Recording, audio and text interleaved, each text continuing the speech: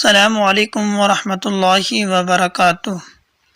میں ہوں آپ کا میزبان حافظ صدام حسین اور آپ دیکھ رہے ہیں میرا چینل حافظ صدام۔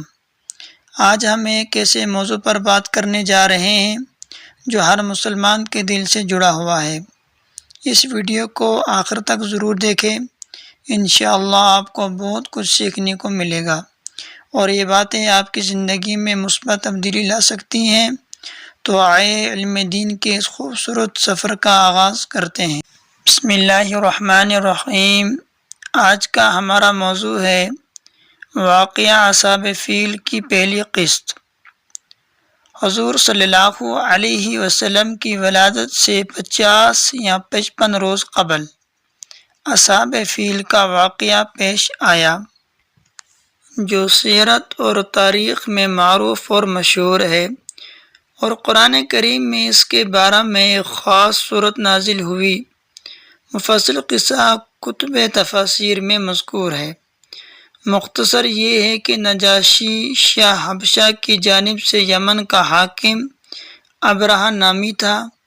جب اس نے یہ دیکھا کہ تمام عرب کے لوگ حج بیت اللہ کے لیے مکہ مکرمہ جاتے ہیں اور خانہ کعبہ کا طواف کرتے ہیں، تو اس نے یہ چاہا کہ عیسائی مذہب کے نام پر ایک عالیشان عمارت بناؤں جو نہایت مکلف اور مرصع ہو، تاکہ عرب کے لوگ سادہ کعبہ کو چھوڑ کر اس مصنوعی پرتکلف کعبہ کا طواف کرنے لگے۔ چنانچہ یمن کے دارالسلطنت مقام صنعاء میں ایک نہایت خوبصورت گرجا بنایا۔ عرب میں یہ خبر مشہور ہوئی تو قبیلہ کنانہ کا کوئی آدمی وہاں آیا اور پاخانہ کر کے بھاگ گیا۔ یہ ابن عباس رضی اللہ تعالی عنہ سے منقول ہے، اور بعض کہتے ہیں کہ عرب کے نوجوانوں نے اس کے قرب و جوار میں آگ جلائی ہوئی تھی، ہوا سے اڑ کر اس گرجا میں لگ گئی اور گرجا جل کر خاک ہو گیا۔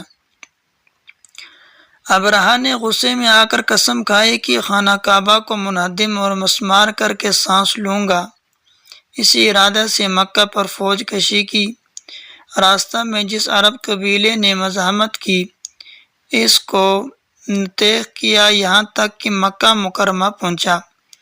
لشکر اور ہاتھی بھی ہمراہ تھے۔ اطراف مکہ میں اہل مکہ کے مویشی چرتے تھے۔ ابرہہ کے لشکر نے یہ مویشی پکڑے، جن میں 200 اونٹ حضور صلی اللہ علیہ وسلم کے جد امجد عبد المطلب کے بھی تھے۔ اس وقت قریش کے سردار اور خانہ کعبہ کے متولی عبد المطلب تھے۔ جب ان کو ابرہہ کی خبر ہوئی تو قریش کو جمع کر کے کہا کہ گھبراؤ مت، مکہ کو خالی کر دو۔ خانہ کعبہ کو کوئی منہدم نہیں کر سکتا، یہ اللہ کا گھر ہے، وہ خود اس کی حفاظت کرے گا۔ بعد ازاں عبد المطلب چند رؤسائے قریش کو لے کر ابرہہ سے ملنے گئے۔